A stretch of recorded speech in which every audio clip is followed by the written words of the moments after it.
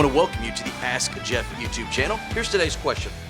When the cherub was made on the Ark of the Covenant and on the walls of the temple that Solomon built, was this a violation of no graven image in the Ten Commandments? Well, this is a really insightful question because we know in the famous Ten Commandments there was not to be a graven image. Now, historically speaking, there was a big old graven image at the bottom of the hill that God was specifically addressing. But not only for their context, but for ours, there is to be no manner of construction, whether it be made of gold, like the golden calf, or of dirt and or clay that receives worship and or attention that is reserved for God alone.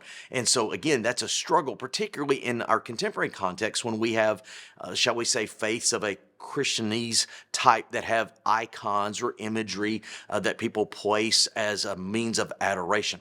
Well, what about this famous Ark of the Covenant? It's got two cherubim on it, and that seems like a, quote, graven image. Yes and no, and here's why. Number one, God instructed them to be crafted the way that was. Number two, the cherubim weren't there to be adored, venerated, or have attention gained toward. They were actually there to point to the mercy seat that was in the middle where the blood was to be spilled for the atonement of sins. So again, those graven images, though they were graven, were not to receive attention or worship, but they were there to focus their attention on the mercy seat that was in the middle. Great question. If you have one, send it to AskJeff.net. Maybe your question will be tomorrow's.